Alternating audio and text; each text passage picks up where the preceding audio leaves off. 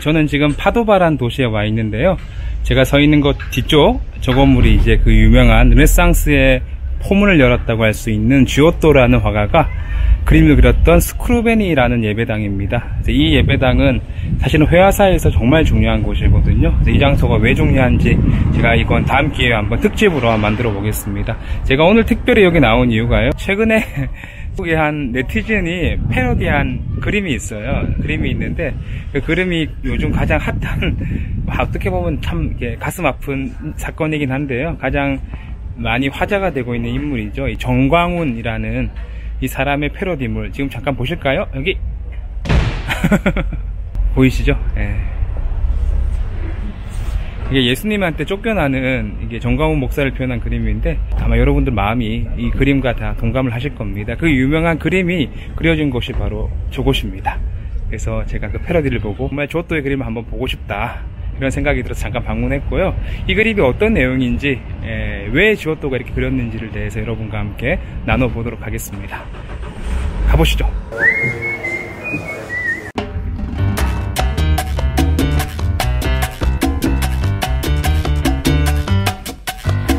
여러분, 코로나 기간이라서 예약 안 하고 와도 될 줄 알았는데 이 코로나 시국에도 지금 스크루베니 예배당을 보는 티켓이 다 매진됐대요. 오늘은 아쉽지만 저희가 입장은 못하고요. 밖에서 건물을 좀 보고 가겠습니다. 가이드라도 준비성이 이렇게 없네요.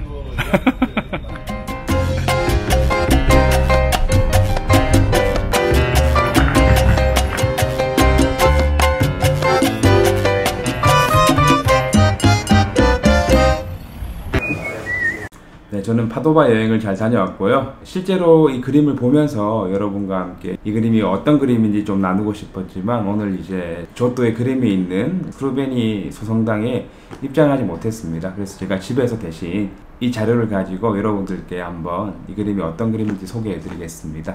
이 전체적으로요, 그 이탈리아 방문하시면 여러분 꼭 한번 가보셔야 되는 도시가 파도바라는 도시입니다.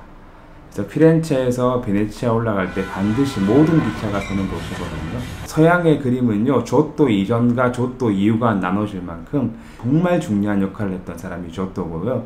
그 조또의 그 위대한 작품이라고 할 수 있는 그 대작이 이 파도바 스크루베니 소성당이 있습니다. 그리고 학문의 도시입니다. 유럽에서 가장 오래된 대학 중인 하나인 파도바 대학이 있고요. 그리고 이제 이 갈릴레오가 실제로 이 해부학 수업을 했던 그 강의실도 나와 있습니다. 많은 여행자분들은 파도바를 그냥 지나치지만 사실은 잠깐 내리셔서요, 반나절이라도 꼭 돌아보셔야 되는 도시가 파도바거든요. 제가 다음 기회에 이 파도바의 작품들, 역사들을 제대로 한번 소개해드리는 그런 일정을 한번 잡아보도록 하겠습니다. 지금 보시는 이 작품은 성경에 나오는 내용이에요. 마가복음 11장 15절에서 17절 내용입니다. 한 날 예수님이 성전에 들어갑니다. 들어가서 보았던 풍경은 기도하는 사람들이 있는 것이 아니라 장사를 하거나 돈 바꾸는 사람들이 있는 거예요. 그 장면을 보고 예수께서 일생일대 가장 큰 분노를 하시면서 이 상을 엎어버리고 다 쫓아내버리십니다. 이 집은 만민이 기도하는 집이다. 그러나 너희는 이 집을 강도의 소굴로 만들었다. 이렇게 분노하시는 장면이 성경에 기록되어 있습니다. 이 장면의 배경은 이래요. 예전에 유대인들이 성전에 이제 제사를 드리러 옵니다. 제사는요, 자신의 지은 죄를 동물에 전가해서 나는 나의 죄 때문에 죽을 수밖에 없지만 그 죄를 대신 이 동물에게 전가시켜서 그렇게 죄사함을 받는 행위를 제사라고 하는데요. 돈이 많은 사람들은 뭐 소를 갖다 바치기도 했고요.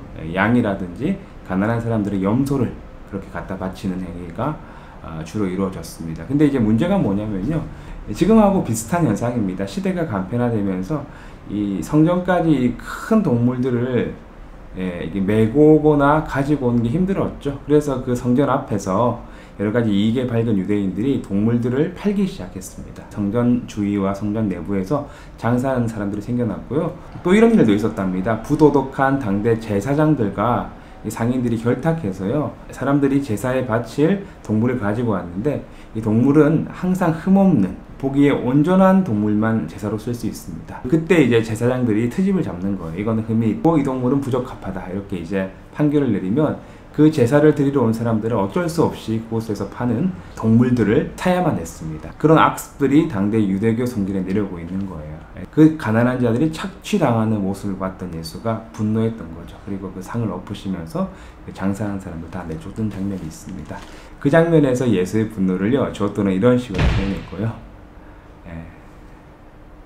한국의 그 상황을 가지고 누군지 모르겠어 한 네티즌이 이렇게 쫓겨나는, 교회에서 쫓겨나는 사람을 정광훈 목사로 이렇게 표현을 했던 재미난 작품이 있습니다. 제가 뭐 정치적인 발언을 하려는 건 아니에요. 한국을 떠나온 지 약 9년, 10년 가까이 되기 때문에 한국의 정치라든지 경제 상황들이 어떻게 돌아가는지는 잘 몰라요.